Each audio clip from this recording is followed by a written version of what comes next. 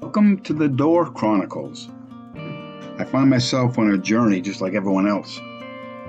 I shall offer you many questions, not sure I have any answers. Some things ring instantly untrue.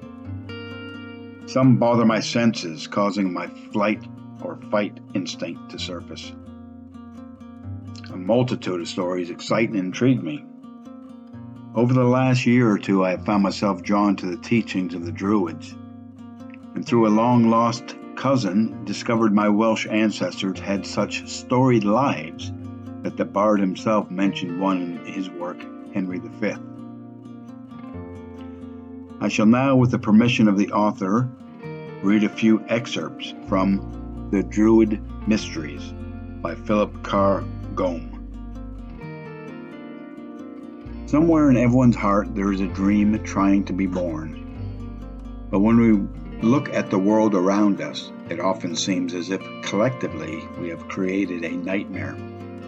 We see appalling poverty and suffering, the devastation of terrorism, war, and industrialization. And yet we also find extraordinary beauty. We can walk into green valleys, climb hills that look out across forests and toward oceans, and we can close our eyes and feel the sun and the wind on our faces and bodies and remember our dreams. For each of us, those dreams will be different, and yet deep down, I believe there is also a common dream, a hope shared by most of humanity that our lives and the lives of all beings become filled with purpose and meaning, rich in experience and freedom, wisdom, and creativity. On a little bit, another section, he says, until recently, Druidry was little understood by most people and was hardly considered by scholars and historians. But over the last 20 years or so, a great change has taken place. Druidry has moved from the very fringes of alternative spirituality to occupy a position almost on a par with the established religions, even though many within Druidry do not consider it a religion at all, preferring to see it as a philosophy and a way of life.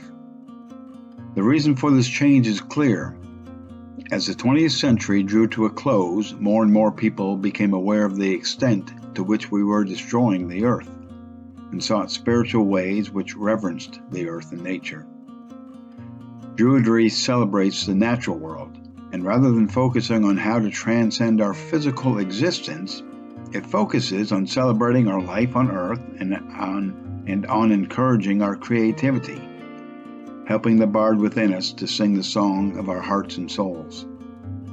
This focus on cherishing the earth and on encouraging our individual creativity means that Druidry appeals to many of those who are tired of the conventional religions, both Western and Eastern, can stifle individual joy and creativity with their focus on suffering, detachment, and self-denial. Even when joy is offered, it often seems only available through a person, a savior or a guru, rather than through the life itself and the astonishing beauties of the natural world. Druidry has an entirely different vision that celebrates and revels in life as it is now, not life as it might be in the hereafter or as it could be if we were able to break the cycle of death and rebirth. In addition, Druidry accepts and enjoys the means through which life comes into being, the inherently sexual nature of all life, and offers an approach that is based upon being fully involved in the world, on celebrating its beauties and joys, and on engaging its difficulties rather than trying to rise above them. It suggests that we are meant to be here, not somewhere else. Thanks again. I was reading from the book Druid Mysteries by Philip Carr Gomm. Thank you so much for your permission to read from there. So that's the first of the Door Chronicles. I won't always be reading from a book. Sometimes I'll be just giving my thoughts, my opinions. We'll see where it goes. Thanks for joining the Door Chronicles.